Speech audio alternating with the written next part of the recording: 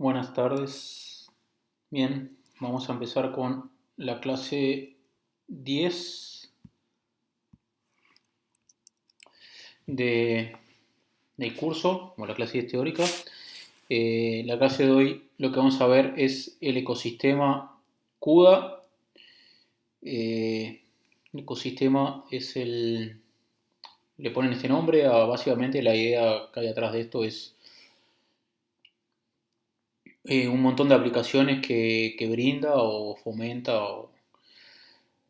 la empresa Nvidia, eh, aplicaciones, bibliotecas que resuelven varios problemas o incluyen rutinas para resolver problemas en tarjetas gráficas, sacando partido de las tarjetas gráficas. ¿Sí? Esta es una idea bastante, ha sido una estrategia bastante utilizada por Nvidia desde el principio, de CUDA. Ya en los primeros meses, luego de haber sacado CUDA, Nvidia ofreció dos bibliotecas que eran QGlass, que la vamos a ver hoy, un poco más adelante en las diapositivas, y QF, que es una biblioteca para resolver la transformada rápida de Fourier. Eh, de forma tal de acelerar rápidamente sistemas legados, ¿sí? O sea, sistemas, o sea, códigos que utilizaban o invocaban en reiteradas ocasiones, ya sea la transformada rápida Fourier o operaciones de álgebra lineal numérica básica, que es lo que ofrece BLAS, la especificación de BLAS. Y de esa forma, sin necesidad de que alguien supiera mucho de cómo implementar en tarjeta gráfica, solamente invocando y alguna cosa extra, podía o esperaba lograr grandes mejoras. De hecho, al principio ese fue uno de los grandes, desde el punto de vista de mensaje, típicamente al principio Nvidia transmitía mucho de eso, ¿no? Usando esta biblioteca rápidamente se acelera. Hoy en día también mantiene ese mensaje la empresa, pero hoy en día el ecosistema es realmente muy variado. Hoy vamos a ver algunas pocas funciones o funcionalidades. Realmente hay un montón enorme de opciones que ustedes pueden,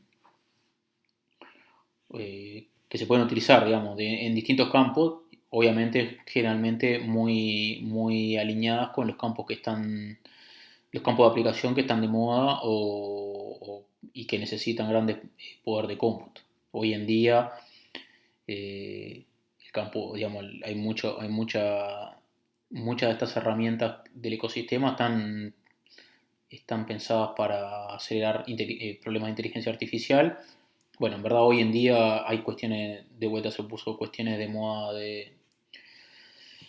de análisis genómica por el tema del COVID, pero bueno, hace unos años era bioinformática y antes eran modelos numéricos, eso ha ido cambiando con los años, pero típicamente NVIDIA lo que hace es ofrecer eh, muchas herramientas, algunas desarrolladas por ellos mismos, otras por empresas o por laboratorios, en las que en algunos casos científicos de NVIDIA colaboran u otro tipo de estrategia, de forma tal que sea más sencillo o que sea más tentador utilizar este tipo de dispositivos para el cálculo en distintos tipos de contextos.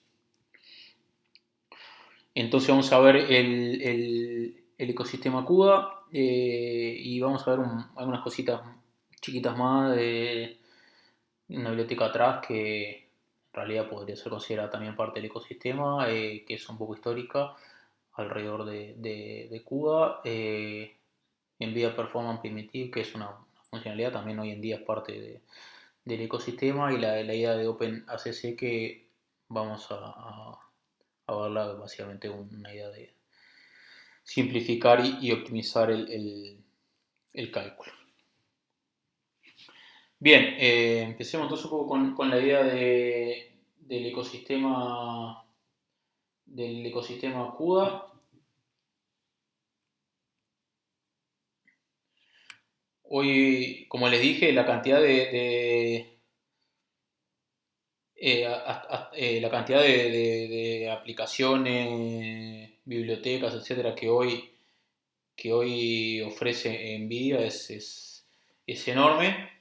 Sin embargo, vamos a ver algunas de las principales, no sé si de las principales, pero por lo menos algunas de las que son históricas en los, digamos, de NVIDIA, ¿sí? Bien, dentro de esas bibliotecas, bueno, QLAS que dijimos que era la primera que junto con QF que ofreció NVIDIA, QSparse y QSolver, que son también bibliotecas de álgebra numérica, una herramienta para generar profiler digamos, para poder eh, hacer profiling de aplicaciones que uno desarrolla para tarjeta gráfica, Current, que es una biblioteca para la generación de números aleatorios, eh, CUDA-GDB, que como el nombre lo indica es digamos, es el símil del GDB para hacer debugging de programas, CUDA-Memcheck, que también es el símil de Memcheck en procesadores tradicionales, y por último el profiler visual que ofrece CUDA. Bueno, ¿qué es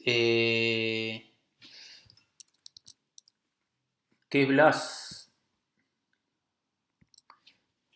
¿Qué es BLAS? ¿O qué es QBLAS? Para entender QBLAS primero hay que entender un poco qué es la biblioteca BLAS, más que la biblioteca, la especificación BLAS.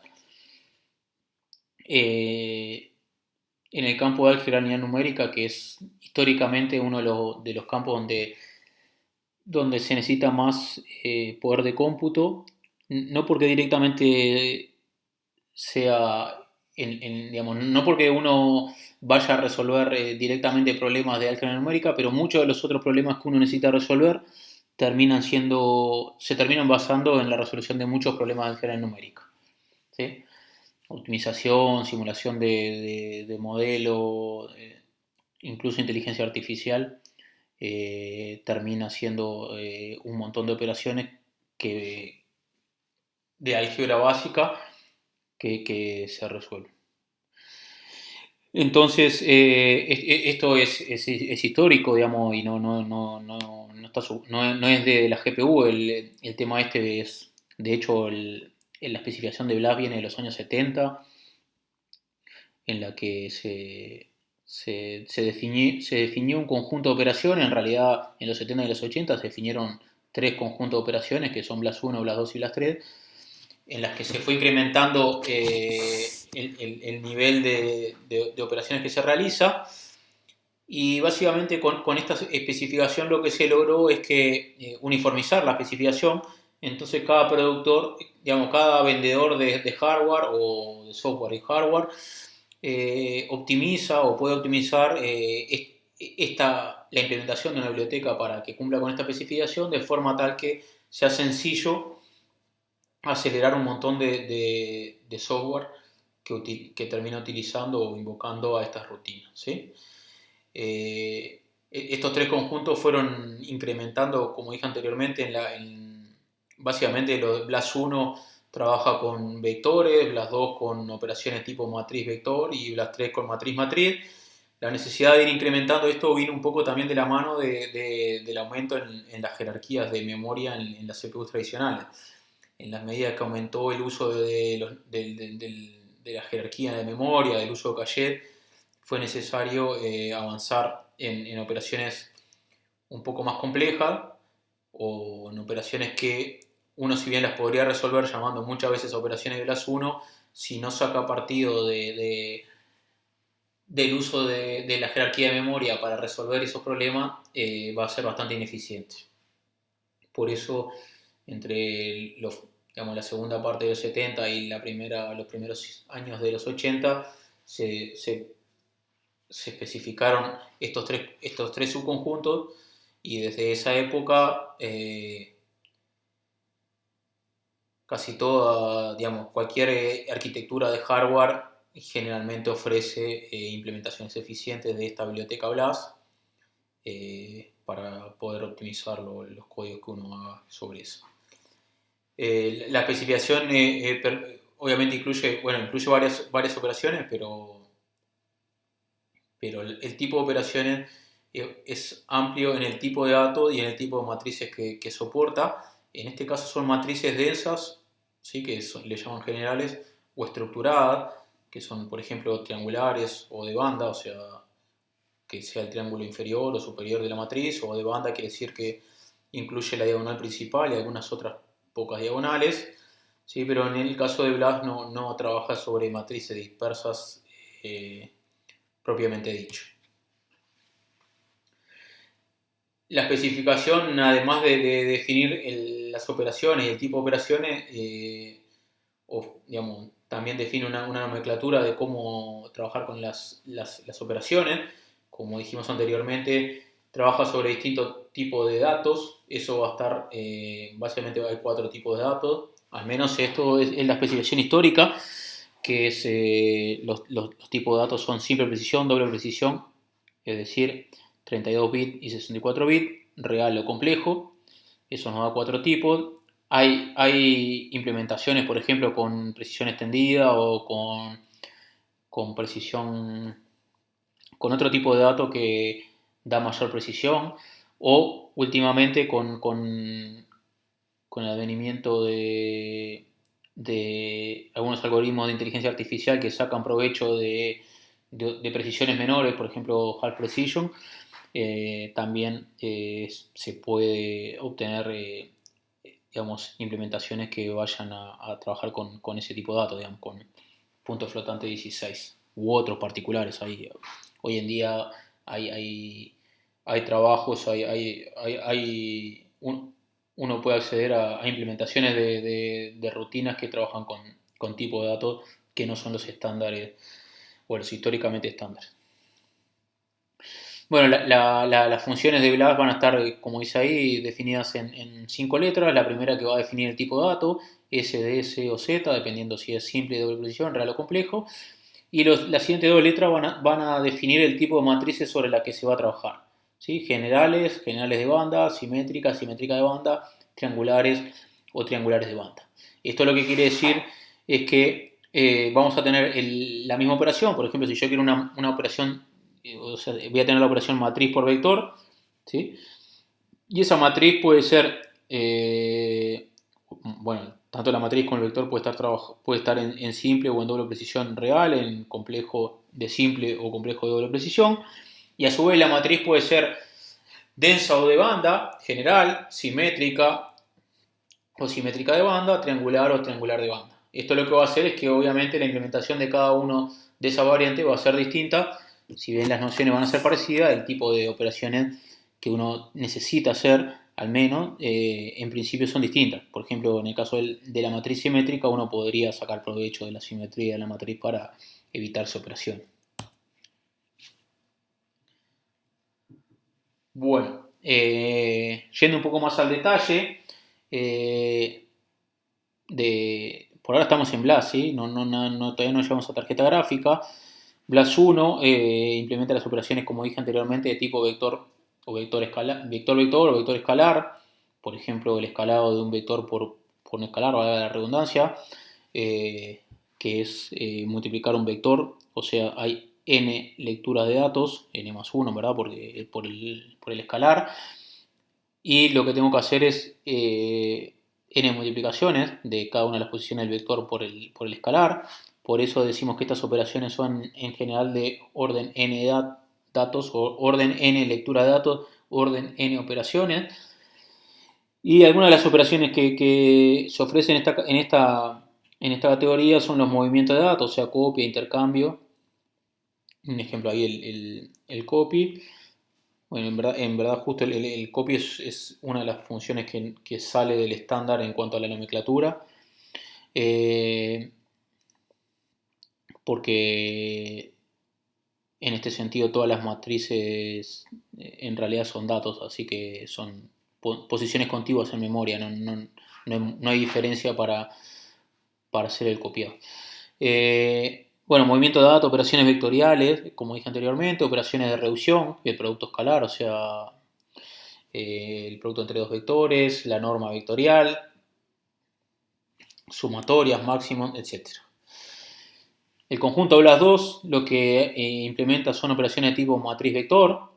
Fíjense que uno podría resolver esas operaciones llamando varias veces a operaciones de Blas-1, o sea, si quiero hacer una operación matriz vector podría llamar varias veces al vector vector y con eso resolver el problema. Obviamente voy a sacar menos provecho de un montón de cuestiones de hardware, que, por ejemplo, localidad de datos, niveles de caché, etc. Y todas las operaciones de este nivel son de orden n cuadrado datos, orden n cuadrado cálculos. Bueno, el ejemplo más destacado de operación de este nivel es el que dije anteriormente, el matriz vector. Y básicamente es importante esta operación si recuerdan, en general los métodos iterativos para resolver sistemas lineales se valen de esta operación, ¿sí? O sea, están basados en una secuencia de operaciones de tipo matriz vector para resolver los sistemas lineales. Entonces, esta operación es bastante importante en muchos contextos y si quiero hacerla de manera iterativa la resolución voy a necesitar tener una implementación eficiente de esta operación. Luego, las tres es el último conjunto que se agregó a las operaciones. Este tipo de operaciones implica trabajar con operaciones tipo matriz-matriz, por ejemplo la multiplicación de matriz por otra matriz. Esta es la operación clásica de esta categoría. Implica orden n cuadrado datos, ¿sí? Porque tengo que leer dos matrices o tres, si cuento el resultado, tres matrices de orden n cuadrado, pensando que son matrices cuadradas, podrían ser rectangulares, pero en cuanto al orden no cambia, digamos, sería n por m. Datos, los que tengo que leer, el orden, ¿sí? Obviamente estamos hablando de órdenes, en este caso sería tres veces eso, pero el orden sigue siendo el mismo. Y la cantidad de cuentas que tengo que hacer cuando multiplico dos matrices va a ser del orden n cubo, en el caso de que sean cuadradas. Si fueran rectangulares, bueno, va a depender de los coeficientes, pero van a ser las dos dimensiones que va a ser también del orden, podríamos decir, de n cubo.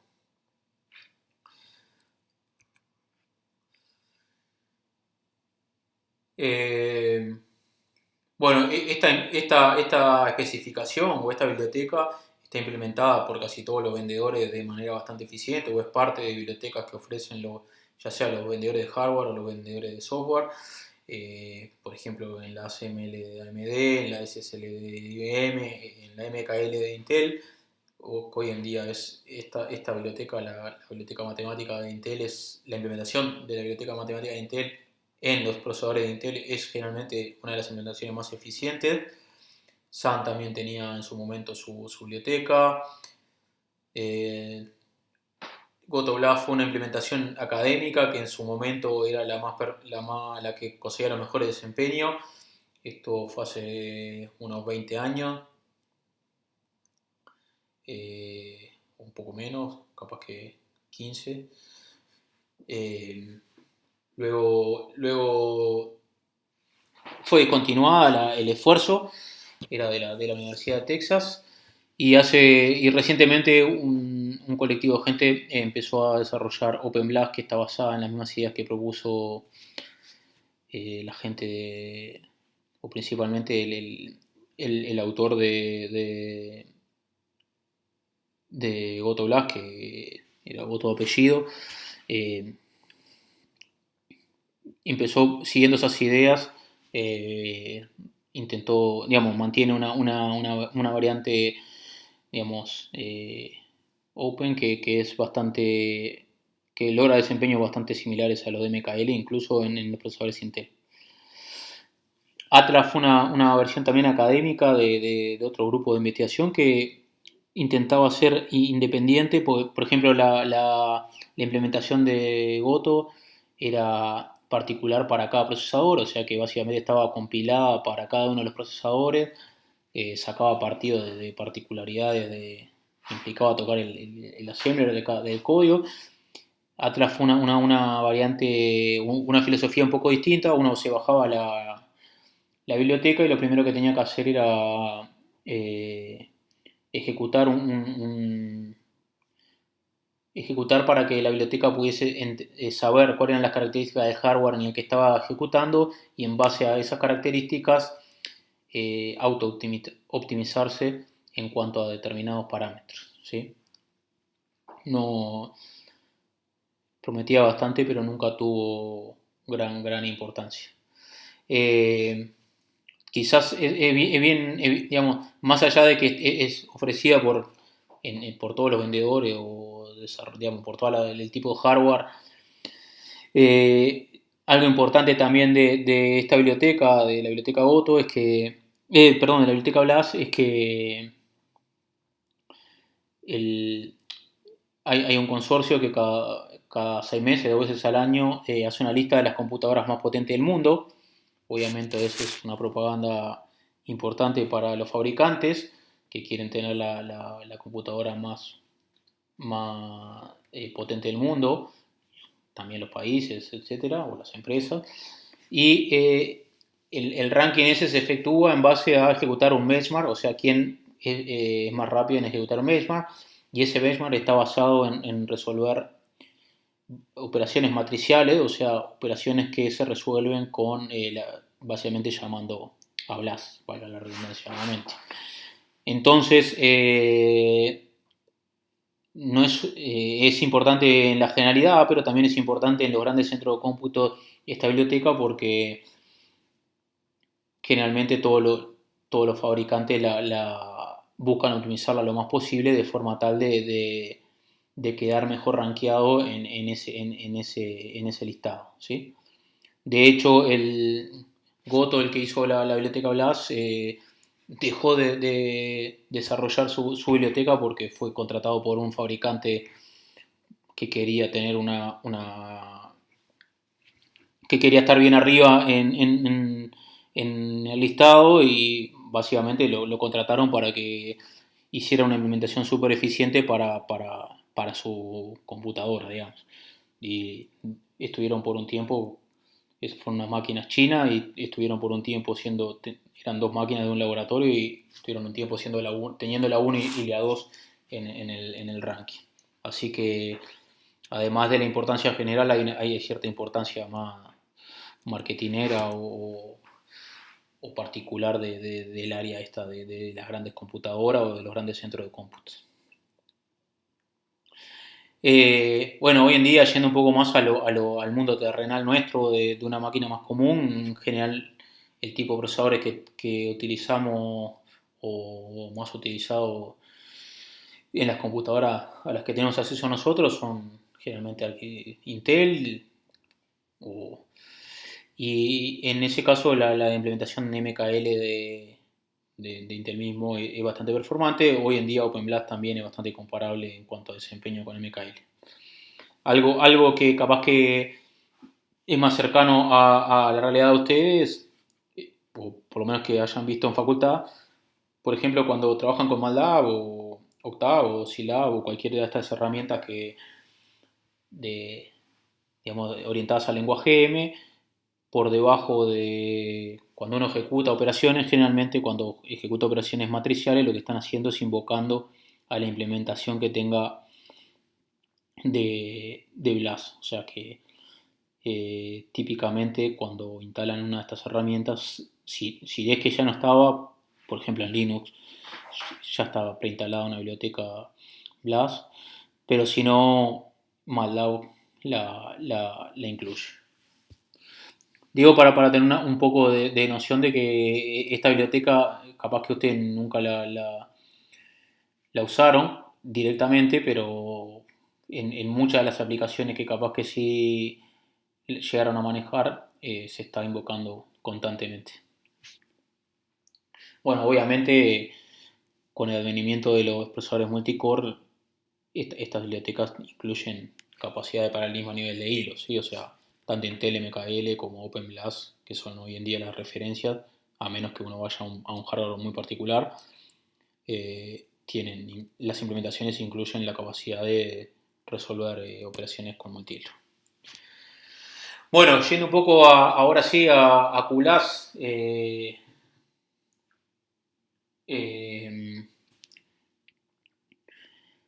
si recuerdan un poco de la clase de historia, de un poco de la evolución histórica y la siguiente es, eh, más o menos desde el año 2000, empezaron en 2000, 2001, empezó a poderse programar las tarjetas gráficas de NVIDIA de forma muy dificultosa. Y los primeros trabajos en realidad que se metieron con esto, intentaron hacer algo de esto, en 2001, eh, el tipo de cosas que implementaron eran operaciones matriciales, ¿sí? La multiplicación de matriz y la multiplicación de matriz vector. Fueron los dos primeros trabajos que hay, que son de 2001, de gente obviamente que nada que ver con lo que soy CUDA, ¿no? Era trabajar completamente con el pipeline gráfico o remangarse, saber mucho de computación gráfica y trabajar todo como que si fuesen cuestiones de gráfico. Pero bueno, los dos primeros trabajos eran sobre operaciones matriciales. Y de hecho en el 2003, Kruger y Westman lo que hacen es, con esa misma estrategia, implementan dos o tres operaciones de BLAS, o sea, dos o tres de las operaciones que están en BLAS, y plantean y dicen que sería muy interesante el camino de implementar. Obviamente ellos implementaron unas funciones muy sencillas, pero dicen, bueno, como el camino es implementar una biblioteca que ofrezca todas estas funciones de manera sencilla para el usuario que no sabe computación gráfica y usar la tarjeta gráfica, el pipeline gráfico y todo lo demás. Luego, eso fue en el 2003. En el 2007, NVIDIA saca CUDA, que fue la plataforma que nucleó un poco todas las ideas que venían emergiendo, y a los pocos meses ofreció la biblioteca CULAS, que es un poco la idea, la antecedió la idea o la propuesta de 2003. Si bien es bastante, obviamente, hoy en día parece bastante obvio que era una buena idea, pero bueno, había que plantearlo y esta gente lo planteó y Nvidia rápidamente se subió con la esperanza un poco de... La esperanza no, digamos, es real que muchos códigos podían sacar partido rápidamente del uso de tarjetas gráficas sin necesidad de implementar, de ponerse a implementar, de saber desarrollar. Con unos conocimientos mínimos uno podía sacar algo de partido de las tarjetas gráficas, ¿sí? Bueno, en esa época, obviamente el conjunto QLAS, la primera versión que sacó QLAS no fue nada extensa, o sea, no cubría todas las funciones que tiene la especificación.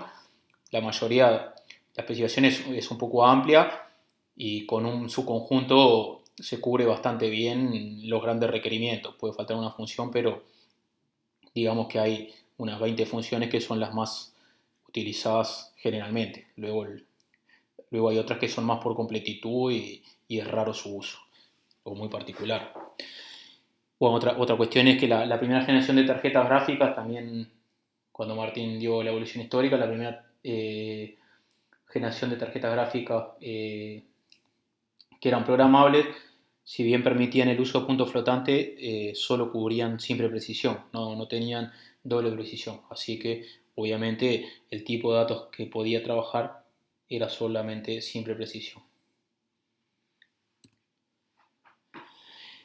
En 2008, Vuelco y Demel hacen un trabajo bastante interesante de ingeniería inversa. En verdad son dos o tres trabajos. Básicamente analizan la ejecución de QLAS en base a... Y determinan un montón de particularidades del hardware que no estaban especificadas y encuentran formas o plantean formas de mejorar mucho la implementación de la motivación de matriz, logrando reducir los tiempos de ejecución a la mitad, o sea, el desempeño al doble.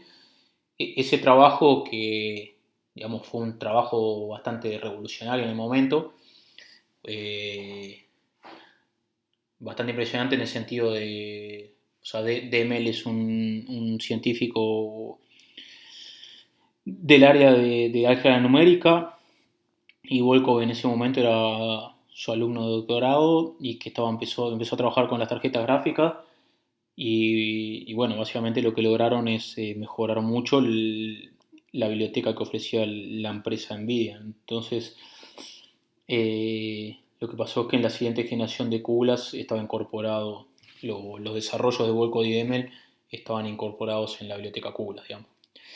Ese trabajo de Volco y DML hace poco, el año pasado, fue distinguido como uno de los trabajos que más aportó al área. Bueno, fue distinguido como el trabajo que aportó más al área en los últimos 10 años. Así que en la principal conferencia de supercomputación del mundo, así que es bastante relevante el esfuerzo. En ese mismo año también otros grupos de investigación hicieron aportes, digamos, interesantes, en particular el Barrachina y otros autores. En realidad Barrachina, los autores estaban en orden alfabético, por eso aparece primero Barrachina, pero en ese caso también son autores españoles, y en ese caso Francisco Igual, que también estaba haciendo su doctorado en ese tema, hizo planteos muy interesantes de uso de padding, o sea, trabajar con matrices más grandes, pero que permitieran sacar mejor partido de las características particulares de la tarjeta gráfica, ¿sí? Por toda la cuestión de divergencia, de acceso coalesced, de conflicto de banco. Entonces, algo que en su momento parecía bastante poco intuitivo, de que trabajar con matrices más grandes, capaz que trabajar con matrices más grandes permitía reducir los tiempos de ejecución, algo que es antiintuitivo. Ellos trabajaron y mostraron que pasaba y lograron mejoras. Obviamente eso Nvidia también lo agregó, pero no directamente, no, o sea, no fue como el otro caso que era directamente el aporte de Volco y Demel. Y también fueron los primeros que plantearon el uso de estrategias híbridas, en el sentido de usar tanto la CPU y la GPU para operaciones matriciales. Hasta el momento, imagínense que esto era un poco el comienzo y la gente que trabajaba en GPU era, bueno, eh, todo lo que hay que resolver lo resuelvo con la GPU. La GPU es el nuevo paradigma, y esta gente mostró que en verdad era muy interesante la idea de, bueno, tengo dos procesadores, cada uno con sus características, voy a sacar el mejor, digamos, lo mejor de cada uno de los mundos para resolver el problema. Hay parte del problema que es mejor encararlos en la CPU y parte que es mejor encararlos en la GPU. Y ellos diseñaron bastantes estrategias híbridas que también hoy en día es una idea que perdura y que en muchos casos es bastante exitosa. Más adelante, obviamente cada versión cada versión de Nvidia saca una nueva versión de QLAS, pero además en determinado año QLAS hizo como una variante, digamos, como que mantiene dos variantes de la biblioteca, una segunda variante que incluye, bueno, en verdad la otra variante hoy en día no tiene sentido su uso, pero bueno, incluye una variante que agregaba el uso de un manejador, ¿sí? Como principalmente para mantener o diferenciar el acceso a los distintos datos. En la primera versión de QLAS, por ejemplo, los escalares siempre se asumían que estaban en CPU, o sea que eso implicaba una transferencia de datos de la CPU a la GPU internamente. En la variante 2, esta variante lo que permite es trabajar tanto en CPU como en GPU, los escalares, y de esa forma evitarse transferencias. Obviamente la primera variante está pensada, la variante original está pensada para el contexto en el que se planteaba, en el que casi todos los sistemas eran legados y que casi todos los datos, o sea, todo el software ya iba a estar desarrollado y uno iba a querer optimizar esos software que ya estaban hechos y que corrían en CPU en su mayor parte, que iba a querer optimizar estas operaciones. En la medida que se fue avanzando y que sistemas enteros fueron pasando en gran parte al cálculo en GPU, se hacía necesario tener opciones para ejecutar tanto con los datos en CPU como en los GPU, y fue un poco lo que agregó esta variante. Entre otras cosas, también agregó otros detalles, pero ese quizás es el más fundamental al nivel de lo que estamos viendo acá en el curso. También se agregaron después, posteriormente, en esta variante funciones para trabajar con múltiples GPUs al mismo tiempo y funciones del tipo batch, en el sentido, en verdad la especificación BLAS es para hacer una operación, digamos, a la vez, o sea, una motivación matriz vector. Y si quiero hacer otra, tengo que hacer una iteración haciendo esas motivaciones. Eh, Hay algunos problemas que necesitan o se pueden ver beneficiados de resolver varias operaciones en batch. Entonces, no sé, quiero resolver 100 motivaciones matriz vector, obviamente con operandos distintos, ya sea la matriz o el vector distinto, y las últimas versiones de QLAS han permitido agregar este tipo de operaciones. Más adelante también, ya bastante detalle, pero bueno, otra NBBLAS trabaja con estrategias que se pusieron un poco de moda y son un poco continuadores del trabajo de Igual, que yo les decía anteriormente, de Francisco Igual, de trabajar tanto con CPU como con GPU. En algún momento, en muchos casos, se puso de moda o se intentó que ante cada operación que uno quiera resolver se determine en forma dinámica dónde ejecutarlo, si en CPU o en GPU, dependiendo de varias cosas. Una, las características de la operación. Por ejemplo, si voy a multiplicar dos matrices chiquitas, lo más probable es que en CPU ande bien o mejor que la GPU. En cambio, si las matrices son grandes, lo más probable es que ande mejor la GPU. Pero también va a depender de la carga que tengan cada uno de los dos dispositivos, de dónde estén los datos, etcétera. Y no siempre es tan fácil determinar, digamos, o no es fácil determinar en tiempo de compilación o en tiempo cuando uno está desarrollando dónde va a ser mejor dependiendo del problema. Entonces, varias ideas o técnicas para trabajar en forma dinámica, de manera tal dependiendo del momento, ver dónde se ejecuta, ¿sí? O sea, básicamente es como tener un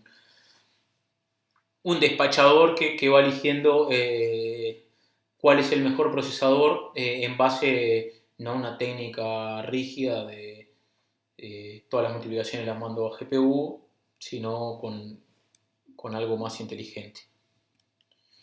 Por lo menos eso es lo que nos vende. Posteriormente a QLAS, que yo no lo dije, pero siempre es sobre matrices densas o matrices estructuradas, como son las triangulares o de banda. El otro gran campo del álgebra numérica es el álgebra dispersa, no estructurada. Podríamos decir que las matrices de banda son matrices dispersas, pero casos particulares. Pero en el mundo de las matrices dispersas no existe una biblioteca estándar, si bien han habido esfuerzos en algún momento de la historia de hacer, por ejemplo, una BLAS para matrices dispersas, nunca se llegó a posicionar fuertemente. Lo que sí pasa es que hay dos operaciones que son estas que están acá, las par matriz vector y las par triangular solver, que son las dos operaciones principales, ¿sí?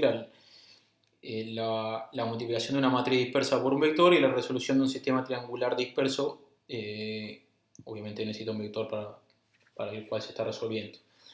Esas dos operaciones son las principales operaciones del álgebra dispersa, al menos las operaciones históricas del álgebra dispersa. Últimamente, con cuestiones de inteligencia artificial, también empezó a ponerse un poco de moda la multiplicación de matriz dispersa por matriz dispersa, pero históricamente para los modelos numéricos, principalmente para resolver sistemas lineales, que dijimos anteriormente que se basan en una iteración de multiplicar una matriz por un vector, teniendo el spar matriz vector alcanza. Bueno, u otros métodos de resolver sistemas lineales, resolver valores y vectores propios con el método de las potencias, por ejemplo, como hace Google, cuestiones de ese estilo, se basan en una iteración de multiplicar una matriz por vector. Y la otra operación en realidad es cuando uno quiere acelerar los métodos de resolución de sistemas lineales, por ejemplo, utiliza técnicas de precondicionado. Esas técnicas de precondicionamiento lo que hacen es básicamente multiplicar o premultiplicar los sistemas lineales por matrices que ayudan a que la convergencia se acelere, o sea, que sean matrices que se acerquen a la inversa. Y para eso una estrategia, generalmente no se realiza una multiplicación matriz, obviamente no se tiene la matriz inversa, sino ya estaría resuelto el problema. Se hacen estimaciones y en realidad lo que se termina haciendo es resolviendo sistemas lineales triangulares. Por eso es lo importante de la otra función. Notar que las otras operaciones necesarias para hacer métodos, para construir métodos, en realidad vienen de álgebra densa, ¿sí? Porque, por ejemplo, las operaciones vectoriales, en realidad los vectores son densos, o sea, son vectores, así que con estas funciones más operaciones de Blas 1, uno puede construir un método iterativo de forma rápida sobre tarjetas gráficas. También, entonces podríamos decir de alguna manera un poco grosera que QLAS son las operaciones básicas para trabajar con el álgebra densa, QSPAR son las operaciones básicas para trabajar con el álgebra dispersa y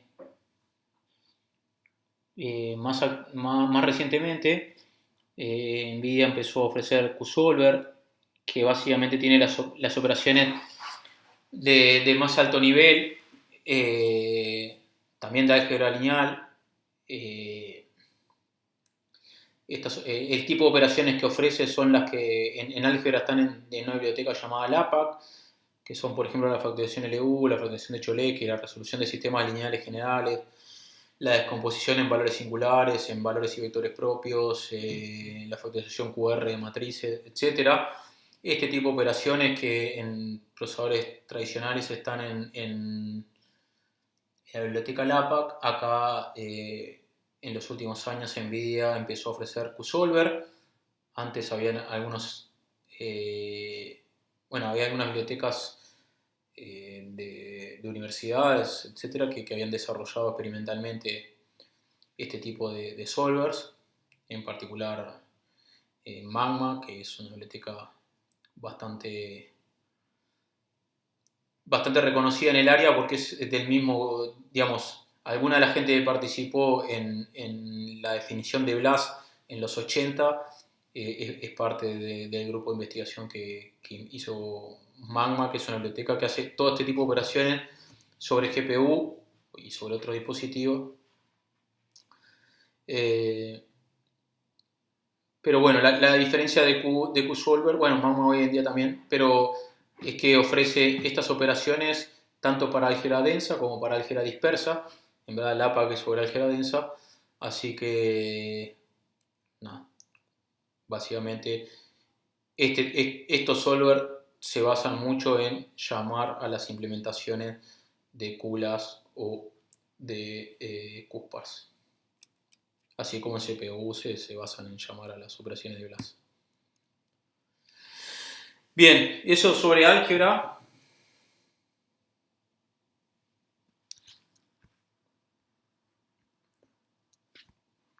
Siete y media.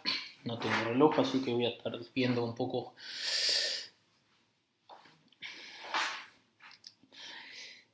Eso sobre álgebra. Otro tipo de operaciones, otro tipo de herramientas que ofrece CUDA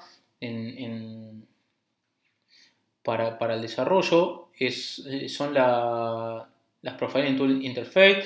Básicamente esta herramienta es como para construir herramientas de profiling y tracing sobre aplicaciones que desarrollamos en GPU. Esto nos va a permitir, provee 4 APIs principalmente, y lo que nos va a permitir es agarrar y desarrollar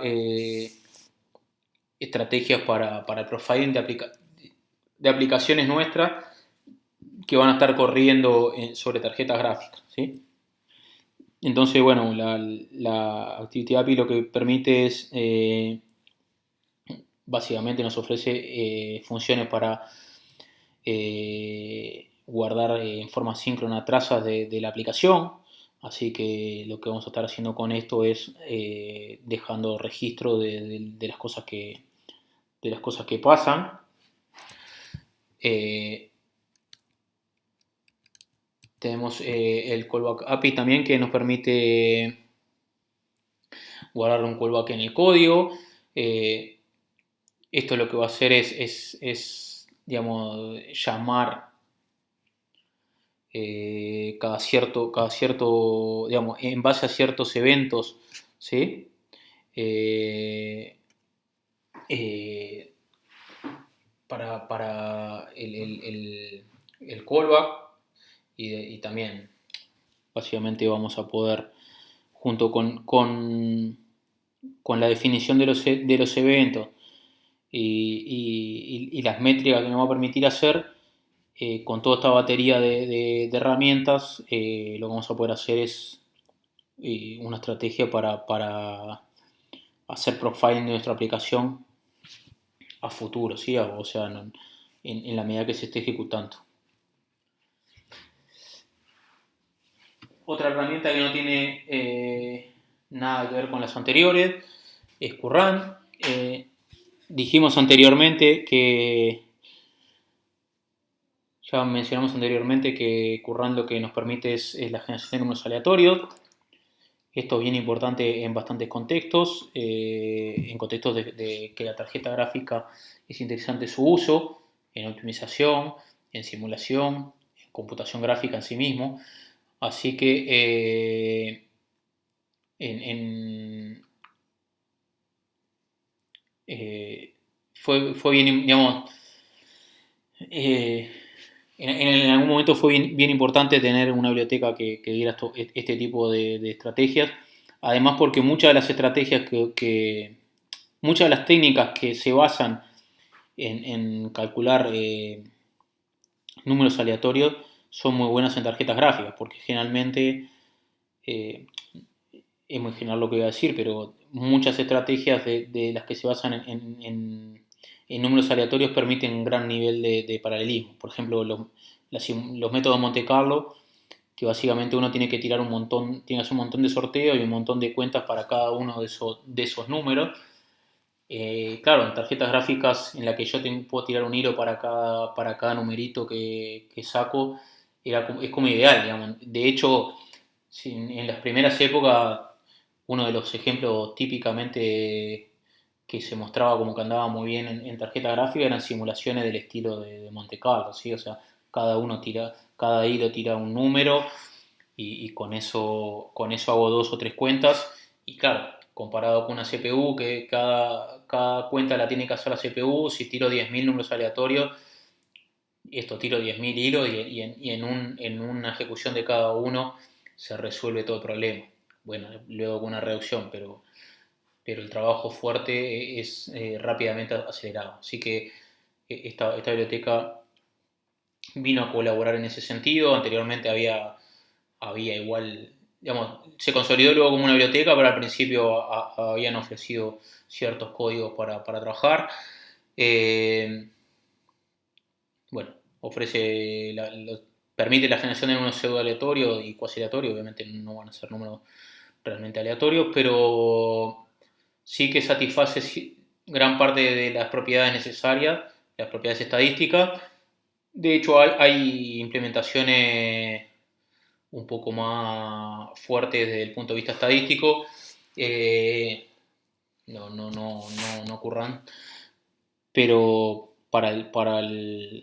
el caso general de que uno no necesita algo especialmente riguroso en cuanto a lo estadístico, esta biblioteca es bastante razonable. Eh, la biblioteca incluye dos componentes, la biblioteca propiamente dicha en el host y archivos cabezales para el device. Y lo principal es que los números pueden ser generados tanto en el device como en el host. Esto es bien importante y va a depender un poco del tipo de problema que se esté resolviendo, ¿sí? En el sentido que si el trabajo más pesado es calcular los números aleatorios, obviamente me va a interesar que eso se haga en GPU, para que se haga en GPU en paralelo, para lograr el máximo paralelismo. Ahora, si la generación de los números aleatorios es una parte pequeña del trabajo, ¿sí? O sea, no sé, por ejemplo, se lleva el 20% del tiempo, quizás me interesa hacerlo en CPU, mientras en GPU voy procesando la otra parte que es más costosa, en especial si lo puedo hacer solapado. Entonces puedo ir ejecutando la creación de tiras de números aleatorios, las transfiero a GPU y voy ejecutando en GPU. ¿Sí? Eh, bueno, obviamente cuando se generan en el device los números, la llamada de la biblioteca se realiza en el host, pero se ejecuta en el device, los números generados se guardan en memoria global del device. Cuando se ejecuta en CPU, todo se realiza en CPU y se guarda en la memoria de la CPU del host los números. Bueno, obviamente necesito el archivo cabezal, lo que me va a hacer es definir los estados de los generadores, ¿sí? Aleatorios, capaz no fui claro, pero esto lo que va a hacer es tener cuando lo ejecute en GPU voy a tener varios generadores de números aleatorios al mismo tiempo. Ahí está la gracia de esto, ¿no? Bueno, la gracia de utilizar la GPU es tener un nivel de paralelismo, así que esto lo que va a hacer es tener varios generadores generando números aleatorios. Obviamente se puede, además de guardar tiras, ¿sí? Uno puede generar muchos números aleatorios o puede trabajar de forma de ir consumiendo los números que va generando, ¿sí? Tipo productor-consumidor. Bueno, ¿cuál es digamos, el resumen del funcionamiento de este tipo de esta biblioteca? Bueno, los números aleatorios son calculados por los generadores. Eh, los generadores encapsulan el estado interno para seguir la secuencia. Obviamente los generadores necesitan saber, generalmente cuando uno tiene un generador de números aleatorios trabaja con una semilla. En este caso voy a trabajar con varios generadores y voy a tener que tener una información que le permita a cada uno de esos generadores seguir con su trabajo, digamos.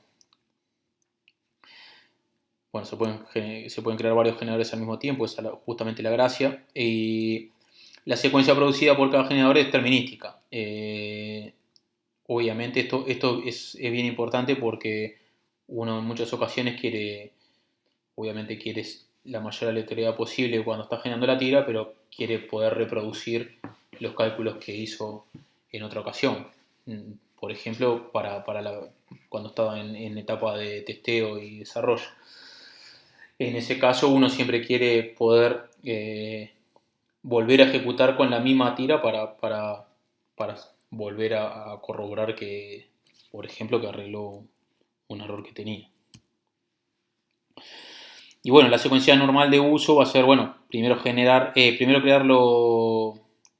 un nuevo generador o los generadores que quiera con Create Generator, especificar las opciones de generador, alocar la memoria en el device, asumiendo que estamos trabajando en el device, o si no para transferirlo, generar los números aleatorios, hay distintas funciones, run generate, usar los números, si es necesario generar más números, típicamente por ejemplo si estoy trabajando con lotes no sé, por ejemplo si estoy trabajando a lote, en el sentido de, bueno, calculo n números aleatorios, si logro resolver mi problema o llegar a determinado tipo de cota, listo, si no calculo n más.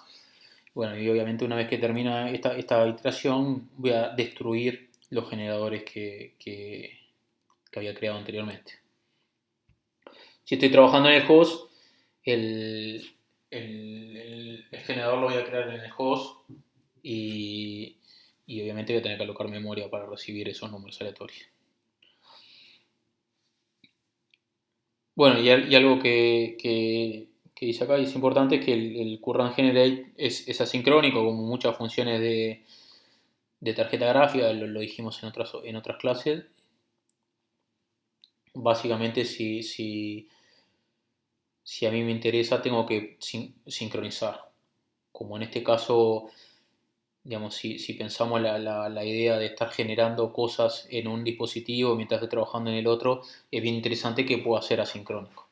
De la otra forma, estaría trancando el otro dispositivo hasta que esté completo la ejecución, ya sea en CPU o en GPU. Así que es bastante importante que el lanzamiento sea síncrono. Si tengo la necesidad de que se sincronice con otras etapas del algoritmo, alcanza con poner una función de sincronización. Y bueno, la última frase que hay en la diapositiva es casi verdad, en el sentido que, bueno, en general esto es así, tengo que pasar un puntero, o sea, tengo que tener cuidado con los punteros por la memoria del host y el device. Hay cierto tipo particular de memoria que puedo definirla como un espacio común, que no es real, sino que lo que está haciendo por atrás es, digamos, CUDA encargándose de hacer las transferencias, aunque lo presenta como un espacio común de memoria. Bueno, incluso hay algunos dispositivos hoy en día que realmente comparten el espacio de memoria, pero bueno, no son dispositivos generales. En el caso anterior de los que no es real, o sea, el hardware no comparte la memoria, si bien es mucho más sencillo, obviamente, manejar esos espacios de memoria que son compartidos, típicamente las estrategias de transferencia son menos eficientes las automáticas que las que uno puede hacer. Bueno, o al menos eso es lo que debería de lograr un desarrollador con medianamente un poco de capacidad de sacarle provecho a esto. ¿Sí? Las técnicas de automática para el caso sencillo y general son buenas, para el caso general no siempre son la mejor opción. Otra funcionalidad que el nombre, que CUDA no se esforzó mucho con el nombre, CUDA GDB, bueno, también en verdad de alguna manera le está haciendo honor a lo que está usando, pero básicamente es la herramienta GDB para debuguear código en CUDA. Es una extensión del proyecto GNU. Lo mismo pasa con CUDA Memcheck, que es la función para códigos en CUDA de Memcheck. Para debuguear tenemos GDB. Capaz que es importante resaltar que obviamente el espacio de... El manejo de memoria en tarjeta gráfica es bastante más complejo que en un código en CPU secuencial. Ya para arrancar, tener un programa paralelo con paralelismo es bastante más dificultoso en general, pero en particular el acceso a memoria. Y en este caso tenemos miles de hilos o cientos de miles de hilos. Y además que tenemos espacio de memoria en CPU o en GPU, el manejo de memoria puede ser crítico. Así que no, esta herramienta puede ser valiosa a la hora de buscar errores. Se puede trabajar de dos maneras, standalone o integrado, junto con el GDB. Ahí va a depender un poco del uso que se le quiera dar. Bien, por último, dentro del ecosistema CUDA,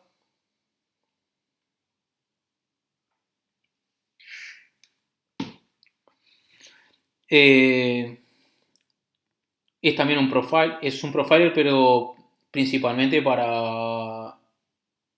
utilizado como para hacer profiling de una aplicación que en el momento que uno la está construyendo, no como otras opciones que nos permitían generar como un profiler pensando en el tiempo de ejecución. Esto cuando uno está desarrollando la aplicación, tiene una interfaz gráfica que nos permite recolectar un poco los datos sobre el rendimiento de la aplicación.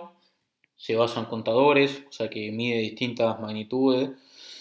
Esta es una de las dos grandes estrategias de profiling, la de usar contadores de eventos o de instrucciones, de situaciones, ¿sí? Y esta es la que utiliza el Visual Profiler de CUDA. Bueno, obviamente viene con CUDA.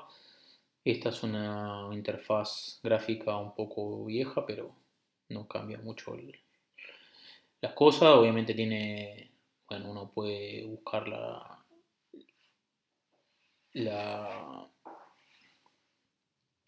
va a buscar el ejecutable que quiere hacerle el profiler, los argumentos, tiene otra-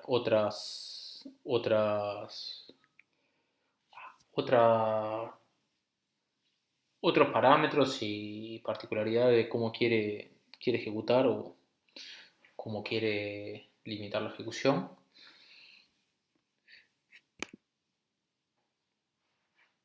Y principalmente lo que va a hacer es medir eventos que ocurren dentro de cada warp, pero el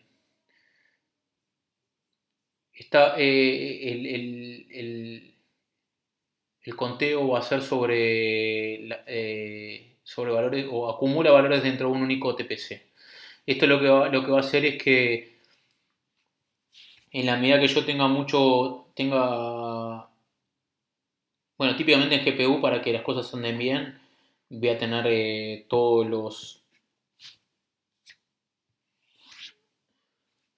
voy a intentar que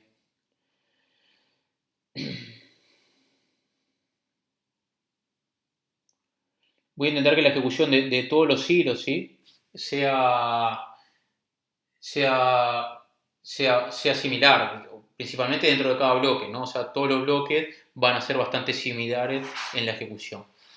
Como en los bloques, cada bloque va a ir a un TPC distinto, en verdad pueden ir más de un bloque al mismo TPC, pero en la medida que yo tenga bloques muy dispares en el tipo de ejecución, por ejemplo, que la mitad de los bloques, no sé, por decir algo disparatado, tenga un if en el código y obviamente el código es compartido para todos los hilos y para todos los bloques, pero en la medida que yo puedo tener condicionales, podría ejecutar cosas distintas realmente en cada uno de los códigos.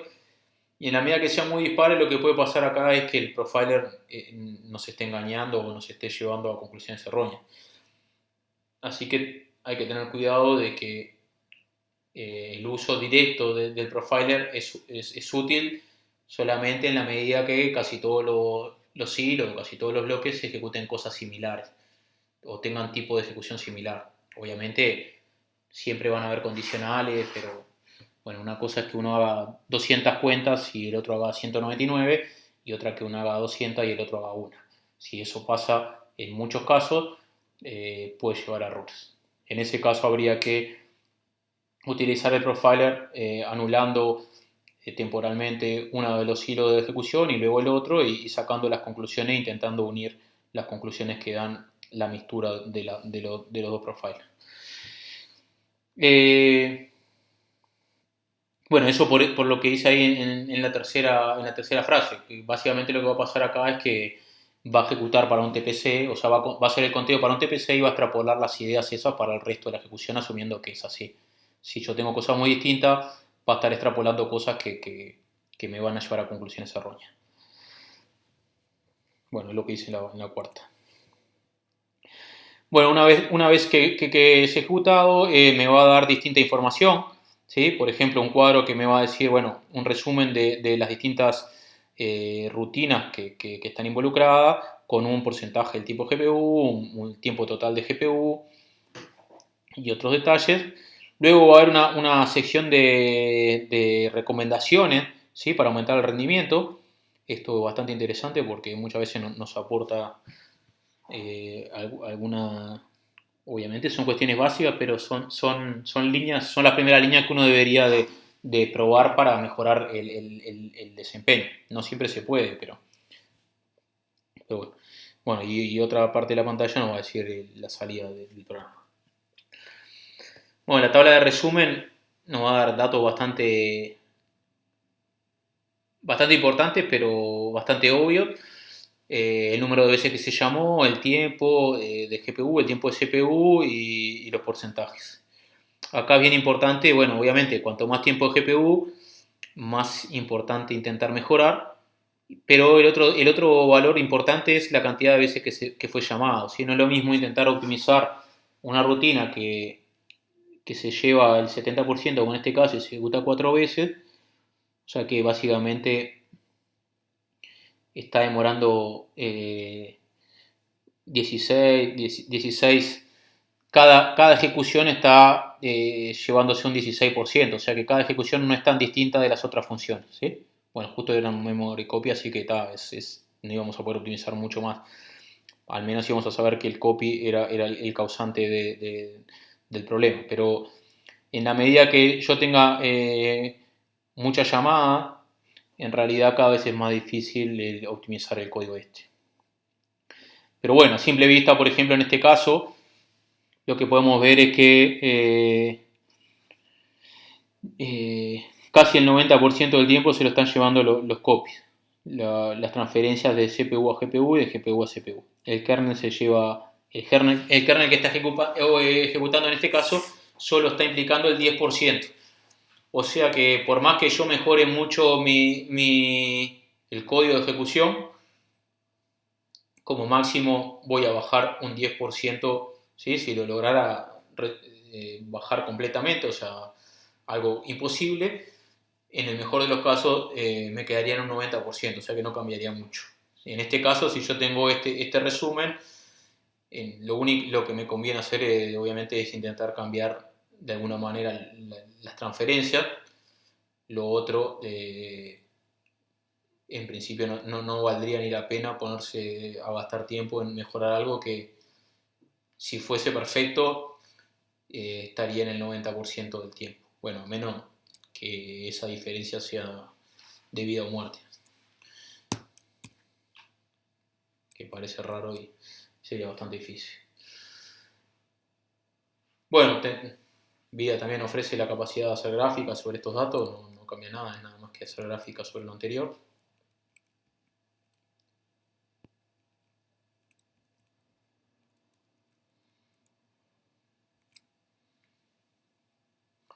Y en los factores en la parte de la pantalla que nos indica qué tipo de cosas deberíamos de cambiar para mejorar el desempeño, ¿sí? Entonces ahí nos va a indicar diferente información dependiendo digamos, con distinto nivel de detalle, pero básicamente nos va, bueno, por ejemplo, accesos a memoria, problemas de latencia o bueno, distintos detalles que van a definir un poco qué tipo de cosas puedo hacer. Por ejemplo, quizás estoy abusando del uso de registro, quizás estoy teniendo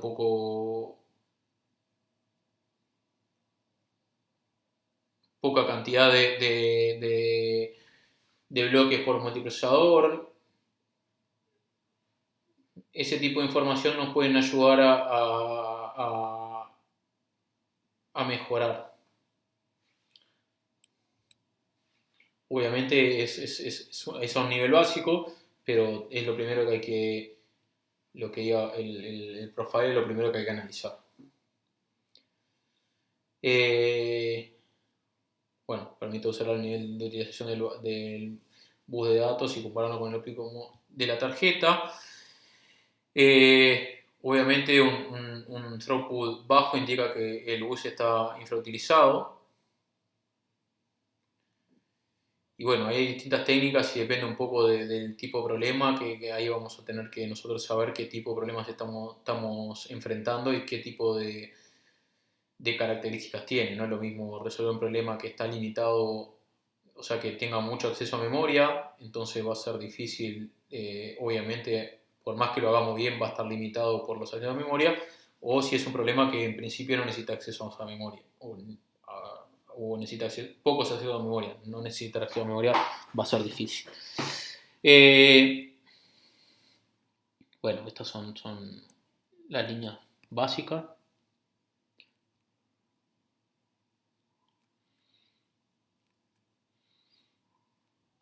Bueno, obviamente da otro tipo de información, también dependiendo cuál parte estemos observando, de qué parte del análisis estemos observando, ¿sí? Cada una va a dar particularidades de lo que se está usando, ¿sí? Eh, bueno, en esta, por ejemplo, permite la occupancy te va a mostrar la cantidad de registros utilizados, los bloques y threads activos por un utilizador, la memoria compartida utilizada por bloque, y esta información nos podría fácilmente identificar, por ejemplo, lo que dije anteriormente, que estoy pudiendo ejecutar pocos bloques en un mismo multiprocesador, y eso quizás es debido a que estoy usando muchos threads por bloque, o que está usando mucha memoria compartida por bloque, o muchos registros por bloque. Y algo que es importante destacar es que no siempre un alto nivel de occupancy es mejor para el desempeño, ¿sí? En algunas ocasiones hay estrategias de tener pocos hilos, o sea, no tener muy ocupado la parte de los hilos, eh, y de esa manera aumentar o mejorar el uso de registros, ¿sí? O sea que es bien difícil, no, no siempre lo mejor es tener la máxima cantidad de hilos posible. En algunos casos es mejor bajar la cantidad de hilos y que cada hilo trabaje un poco más, básicamente esa es la idea, ¿sí? O un poco las ideas de ILP.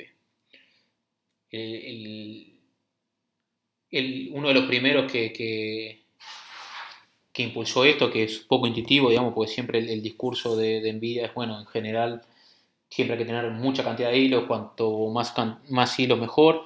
Fue Volkov, justamente, que hablábamos varias diapositivas anteriormente, que hizo una implementación de unos problemas usando estas estrategias de ILP que fueron en su momento bastante eficientes, mejorando lo que había hasta el momento. Bueno, obviamente siempre es importante elegir una configuración de la grilla de hilos adecuada. Bien, cambiamos a la biblioteca TRAD. Esta es una biblioteca que hace años que está. Fue bastante enseguida que salió CUDA. Cierto grupo empezó a trabajar en esta biblioteca. Está un poco guiada por las ideas de la STL de C++. Ofrece una interfaz de alto nivel para el uso de la GPU, o sea, uno no va a codificar directamente, podría llegar a codificar porque mantiene la interoperabilidad con el resto de las aplicaciones de CUDA, pero en principio uno no tendría por qué codificar en CUDA, sino que utiliza estos esqueletos para resolver problemas. Y ofrecen esqueletos para muchas de las operaciones que puede llegar a ser interesante resolver, digamos. For each, scan, sort, reducciones, ¿sí? O sea, vendrían a ser casi como patrones no son patrones exactamente, pero son operaciones características. Están ahí en el límite entre patrones y algoritmos. En verdad no son algoritmos porque de hecho algunos de estos utilizan algoritmos distintos para su resolución, digamos. Y en el caso de usar la biblioteca, digamos, sin utilizar partes implementadas en CUDA, uno no tiene que configurar nada de la ejecución. Se encarga la misma biblioteca de definir y tal, como siempre que es automática la definición, en algunos casos, o en el caso general, en el caso que lo que uno quiere hacer es para lo que está previsto en la biblioteca, va a andar bien. En el caso que uno quiere algo muy particular, esto no va a poder contemplar, o no va a poder alcanzar un buen rendimiento.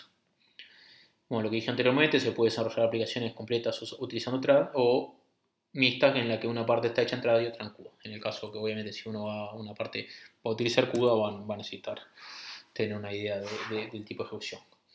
Y lo que ofrece, o algo que es interesante de esta biblioteca, que no siempre utiliza el mismo algoritmo, ¿sí? La misma implementación del algoritmo para resolver un problema, ¿sí? O sea, por ejemplo, sort tiene tanto radix como mersor y lo define automáticamente dependiendo la cantidad de datos y el tipo de datos, ¿sí? Dependiendo el tipo de datos que uno quiere ordenar y la cantidad de datos que tiene, él va a elegir en base a las heurísticas que tiene de cuál es el método que puede andar mejor. Obviamente son métodos heurísticos los que definen y no, en el caso del SOR no hay un método que sea mejor en todos los casos y en la mayoría de los casos depende mucho de particularidades.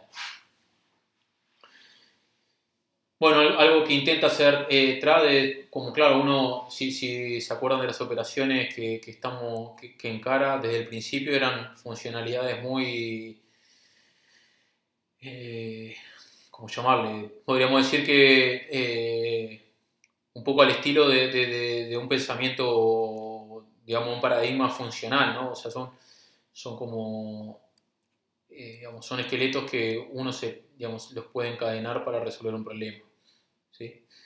Entonces, ejecutar cada uno de esos por separado lo que va a hacer es que no sea tan eficiente. Entonces, desde el principio, eh, viene un poco con esa filosofía de intentar fusionar. Obviamente uno define lo que quiere y él internamente intenta fusionar las operaciones. Al hacer eso, en la medida que lo logra, mejora por la misma lectura de datos, a veces hace más operaciones y eso mejora un poco el desempeño. Esta misma idea se utiliza en otros contextos de trabajo en GPU en el sentido de aumentar la cantidad de operaciones que hago por lectura de datos. En la CPU esto también es importante, obviamente, pero en la GPU es muchísimo más importante, porque si bien la memoria de la GPU, el acceso a memoria de la GPU es más rápido que en la CPU, la diferencia entre las velocidades de acceso de memoria en CPU y en GPU hoy en día son 4 o 5 veces, pero la diferencia de capacidad de cómputo es mucho mayor. Entonces, en general voy a tener muchas unidades de procesamiento capaces de calcular cosas, pero no voy a tener datos con que alimentarlo. Entonces es bien importante lograr avanzar en esas cosas. Bueno, lo mismo pasa con el tipo de acceso a los datos. Obviamente va de la mano del anterior, en el que tras va a tener que... Va a intentar, va a intentar mejorar el rendimiento porque va a intentar mejorar los accesos para poder ser competitivos, ¿sí? O sea,